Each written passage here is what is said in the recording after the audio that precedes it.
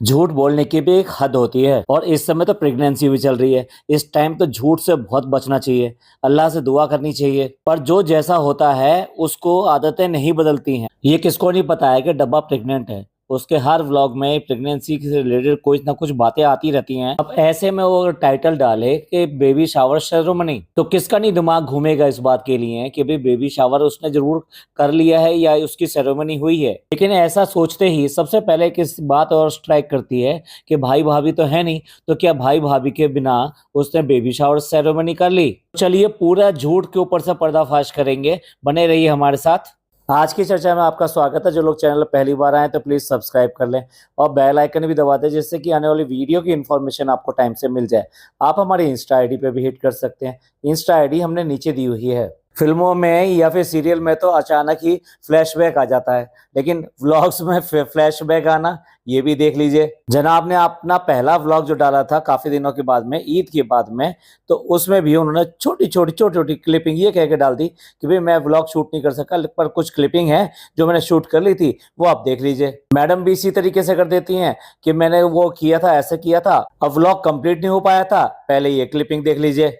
तो डब्बा कहाँ किसी से पीछे रहने वाली है। उसने तो सबसे पहले एक टाइटल डालना था, वो डाल दिया, जिसको देखते ही सब जो है फटाफट उसके व्लॉग देखने के लिए आ जाए, मिनट सेकंड भी ना लगाए।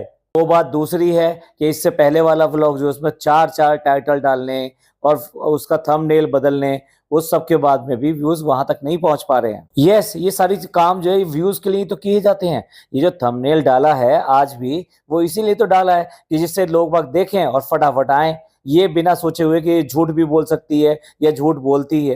अब भाई जो इसके पीछे अंधे हैं उनको कोई फर्क नहीं पड़ता, वो सीधे भागे भागे जाएंगे, ओ बेबी शावर हो गया, देखिए गोद भराई हो गई इसकी, क्या क्या किया है, कैसे किया है, पहुंच जाते हैं देखने के लिए। और ये तो देखिए, अभी भाभी और भैया को गए हुए 2 दिन हुए हैं, अब बताइए उनके जाते ही बेबी शावर कर लिया। भाई उनके जाने का ही इंतजार कर रही थी कि वो यहाँ से जाएं, और इतनी जलन हो रही थी कि वो यहाँ से जाएं और तुरंत ही बेबी शावर रख ले। थंबनेल का फोटो तो देखो, बेबी शावर पीछे लिखा हुआ है, उसके आगे खुद खड़ी हुई है, उसके आगे अपनी अम्मी को खड़ा कर लिया और बाकी के जो खाला वगैरह हैं इनको खड़ा कर लिया। एक परफेक्ट फोटो जो है क्लिक कर लिया और वही फोटो लाकर डाल दिया सीधे सीधे अपने व्लॉग के ऊपर। अब तैयार है झूठ जो है सच बनने के लिए।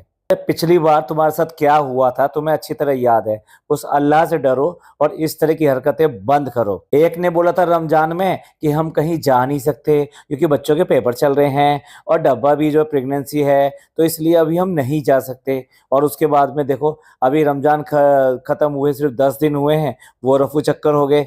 ये यहाँ पर आ गई बेबी शावर लेकर। कोई शर्म नाम की चीज नहीं है कि झूठ बोल रहे हैं, बोलना ठीक है या नहीं है, वो भी इस हालत में झूठ बोलना। क्या सच में किसी दूसरे के प्रोग्राम को आप अपना बना के डाल सकते हैं या उसके ऊपर लिख सकते हैं? यस, यही काम किया है इस डब्बा ने। ये बिल्कुल ऐसे ही है कि किसी के अगर रिश्ते की बात चल रही हो, वो व्लॉगिंग या ये सब करता है और उसके बाद में वो लिख दे एंगेजमेंट सेरेमनी, तो लोग बाग तो यही समझेंगे कि एंगेजमेंट सेरेमनी उनके हीरो की हो रही है, उनके सेलिब्रिटी की हो रही है। पर धोखा देने में इनका कोई सानी नहीं है, इनका कोई बराबरी नहीं कर सकता। उस धोखे को सही बनाने के लिए साथ साथ फैमिली का भी फोटो डाल दिया। अब आप ही सोचिए, बेबी शावर सेरेमनी में जहाँ बेबी शावर लिखा हुआ है और डेकोरेशन है, उसके सामने कोई और खिंचवा ही नहीं सकता फोटो, किसी हालत में नहीं खिंचवा सकता, क्योंकि बेबी शावर एक अलग टाइप की एक्टिविटी है। उसके सामने तो सिर्फ प्रेग्नेंट लेडी ही फोटो खिंचवाती हुई अच्छी लगती है, और वही काम इसने किया और दिमाग लगाया और वही व्लॉग के ऊपर डाल दिया।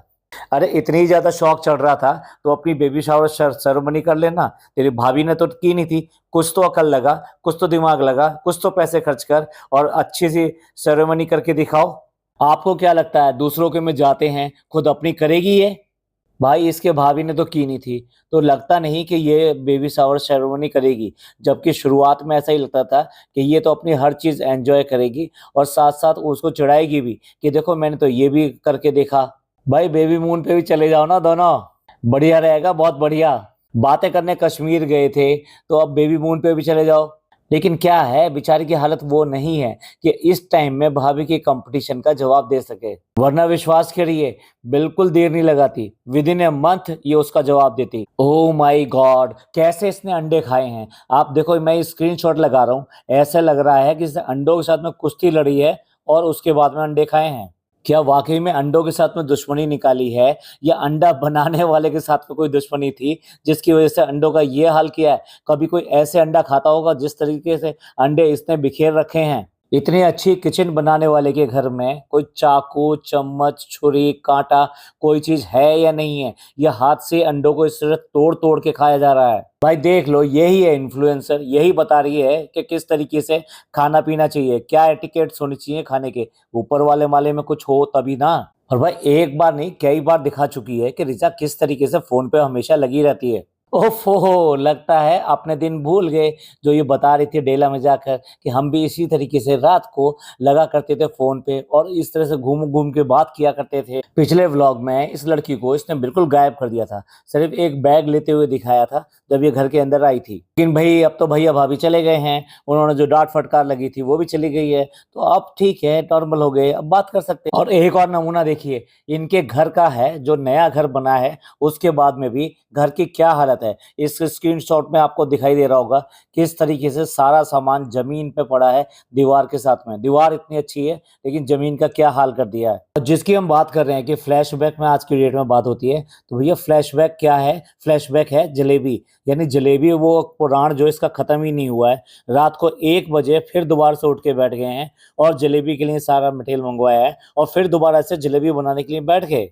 यार तुम्हें बिगाड़ के ही दिखाना है तो फिर क्यों करके लोगों को टाइम पर खराब कर रहे हो, क्यों परेशान कर रहे हो? बताओ, उस लड़की को रात को 1 बजे बुलवाया इस बात के लिए कि तू आके जलेबी बनवा, क्योंकि इस पर तो वो जलेबी बनी नहीं। लेकिन इस तरीके से जो जलेबी नहीं बनी तो उसको ठीक करने के लिए कि नहीं ये बना देगी, और फिर उसके बाद में गोल गोल इसे ने घुमा कर दिखाना है।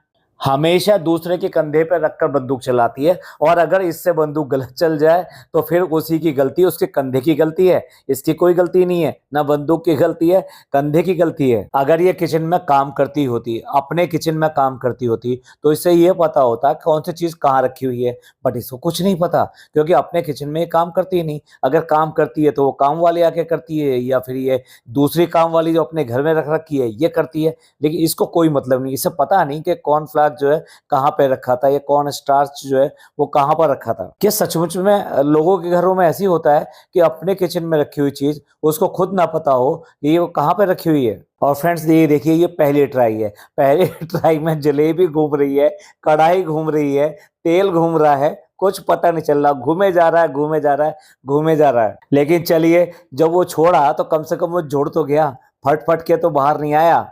इसका मतलब जो भी बाइंडिंग के लिए चाहिए होता है वो रेशो एटलीस्ट थोड़ा सा इसने मेंटेन किया है, जिसकी वजह से ये जो एक साथ है। अदरवाइज पहले अगर देखिए, अगर ये होगा मावा होगा, और मावा को आप ऐसे ही घी में डाल देंगे तो वो रुकेगा तो ना, वो तो कहीं ना कहीं इधर उधर भागेगा।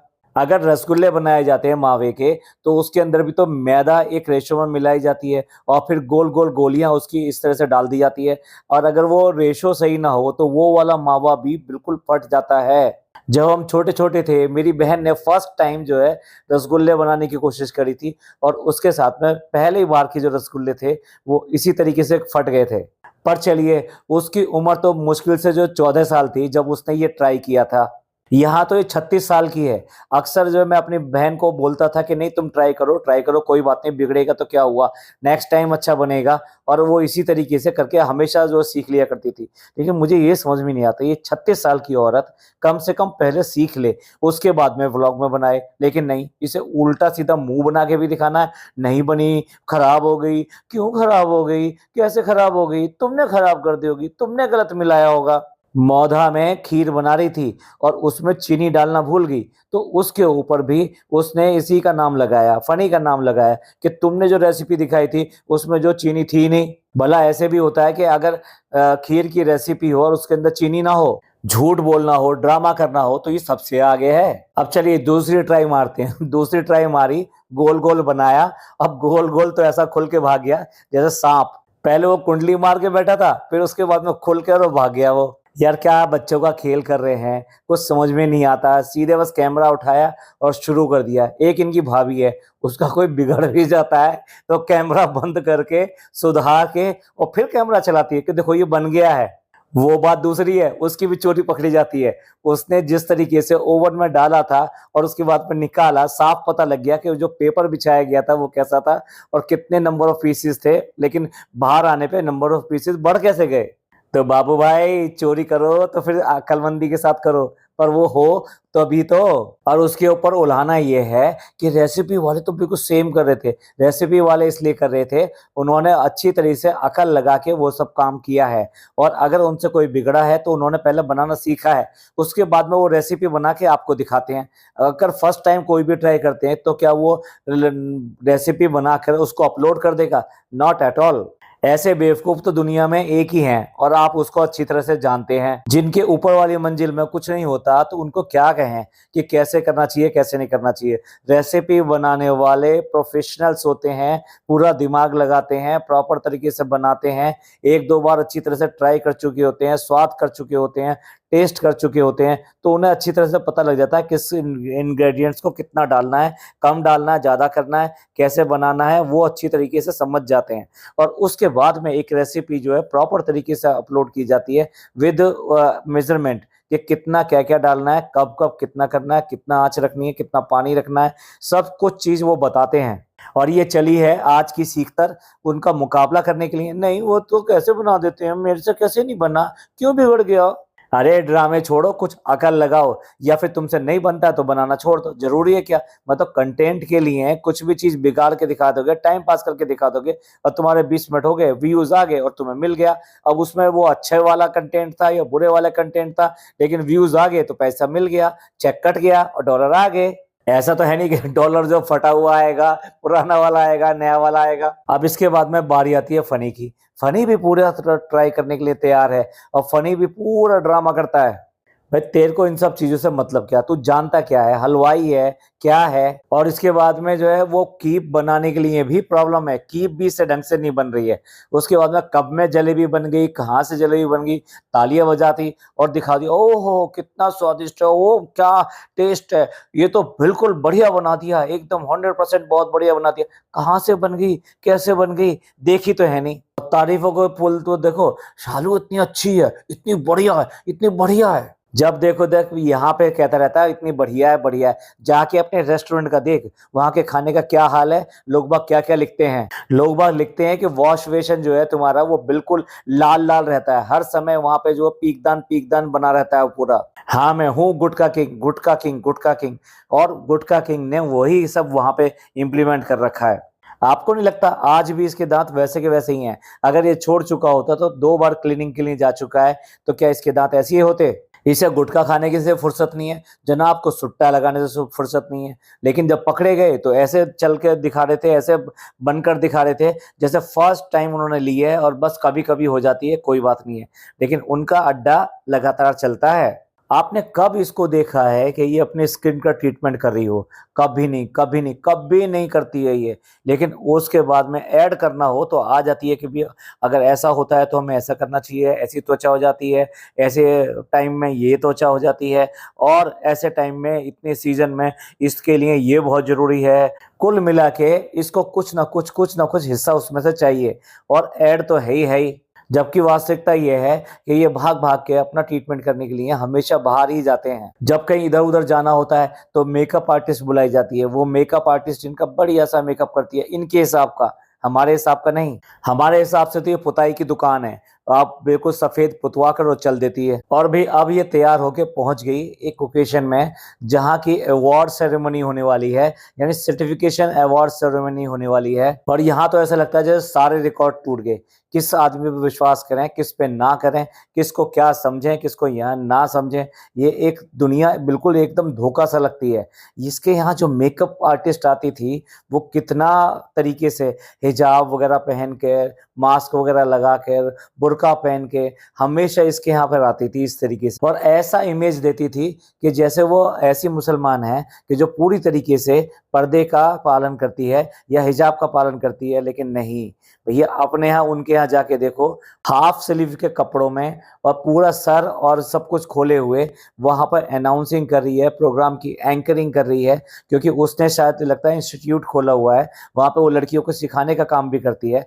तो उन्हीं को 1 महीने बाद में सर्टिफिकेशन दे रही है, मेकअप आर्टिस्ट का सर्टिफिकेशन दे रही है। ये समझ में नहीं आता 1 महीने में कौन इस तरीके से मेकअप आर्टिस्ट बन जाता है। चलिए ठीक है, ये तो इनका मैटर है, इसमें हम क्या कह सकते हैं।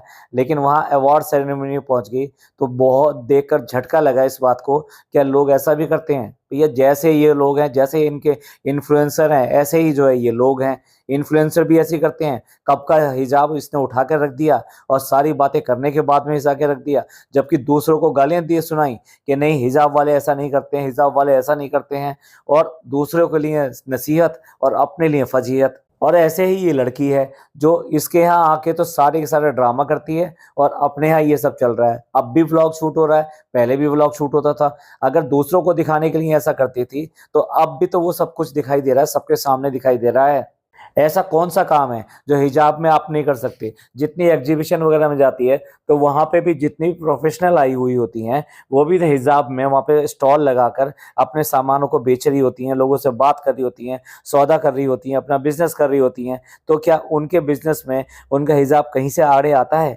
लेकिन ये क्या है कि कुछ लोगों का ड्रामा होता है कि किसी भी तरीके से लोगों को अपनी तरफ अट्रैक्ट किया जाए और अपने मन मर्जी तरीके से उनका यूज किया जाए, उनके इमोशनल्स को खेला जाए और उनके इमोशनल के सहारे उनसे फायदा उठाया जाए। और भाई खाली हॉल में पहुंच जाती है वहां पे जिसमें 10-15 से ज्यादा लेडीज नहीं है, और ओ की जो आवाजें हैं, चीखें सी वो ऐसे सुनाई देती हैं, ओहो बहुत बड़ी सेलिब्रिटी आ गई इनके बीच में। वहां जाके तो ऐसा लग रहा है जैसे जनाब गए थे ना स्टारलेट अवार्ड लेने के लिए, और वहां उनकी हो गई थी सिट्टी पिट्टी गुम, क्योंकि वहां ना अवार्ड के अलावा कुछ भी नहीं था, ना वो गैदरिंग थी, ना वहां पे पूरे के तरीके से पेपरराजी या फिर जो कैमरामैन या फिर जर्नलिस्ट, कुछ भी मतलब ऐसा नहीं था। ऐसा ही यहाँ पे बहन के साथ में भी लग रहा है। मुझे तो सबसे बड़ी हैरानी इस बात पे हो रही है, जिसको मेकअप की एबीसी भी नहीं पता, आप उसको बुला रहे हैं मेकअप आर्टिस्ट का कोर्स कंप्लीशन की सर्टिफिकेट देने के लिए। वही वाह, यानी प्रिंसिपली जब ऐसा हो तो फिर बच्चे क्या सीखेंगे और क्या करेंगे? अगर बुलाना चाहिए था तो किसी और सेलिब्रिटी को बुलाना चाहिए था जिसका कहीं ना कहीं इस बिजनेस से कोई नाता हो, या फिर ये कोई ऐसा मुकाम हासिल कर चुकी हो कि जो दूसरे ना करते हो। अपने भैया भाभी के नाम से इसने इसका व्लॉग चैनल बनाया, और कोई ब्यूटी, कोई इसमें क्वालिटी, कोई स्किल इसके अंदर है। आज अगर यूट्यूब बंद हो जाए तो ये किसी भी हालत में लोगों के सामने अपने व्लॉग या इस तरीके से अपने कोई स्किल लेकर नहीं आ सकते। लोग बहुत बहुत स्ट्रगल करते हैं तब जाके इस मुकाम तक पहुंचते हैं। इसको कोई स्ट्रगल नहीं करनी पड़ी, बड़े आराम से घर में बैठ के इसने ये सब काम किया। टोटली इजी मनी ली है, दूसरों के नाम से ली है, और उसी के नाम से अपना चैनल पूरी तरह से बिल्डअप किया है। और ऐसे लोग आ गए यहाँ पर इसका इनाम देने के लिए। ये तो बड़ी अजीब सी बात है, जैसे इसको किसी शेविंग क्रीम की उद्घाटन समारोह में या शेविंग क्रीम लॉन्च करने के टाइम पे इसको बुला लिया जाए। और आती क्यों है? लालच में आती है। अब देखो वो गोल्ड की चीज इसको दे रहे हैं, भाई वाह, हद है भाई। इस तरह की चीजें यहाँ पे जो है गिफ्ट में दी जाती हैं। मतलब अगर कोई आता है तो उसको आप टोकन लव के लिए कुछ भी ऐसी चीजें देते हैं जो बेसिकली सिंबल हो, लेकिन यहाँ तो पूरी तरीके से गोल्ड की चीज देकर आप उसको इम्प्रेस करने की कोशिश करते हैं कि देखो हमने तुम्हारे लिए कितना पैसा खर्च किया है। और कमाल की बात तो यह है कि वो चुपचाप जो वहां से ले भी रही है, नहीं नहीं नहीं नहीं कह के उसको आराम से रख भी लिया कि वो जो उसने गोल्ड की उसको ज्वेलरी दी है। ये इन्फ्लुएंसर जो है भूखा नंगा है, इसको कुछ भी दोगे तो ये खटाक से ले लेगा, उसको लेने के लिए कहीं पर भी चला जाएगा, कितनी भी दूर चला जाएगा। तो चलिए फ्रेंड्स, अब ये झूठ के पुलंदे को यहीं बंद करते हैं। इसका तो झूठ बोलने की आदत है, इसके बाद में भी इसने कई सारे झूठ बोले हैं, वो बाद में कवर करेंगे।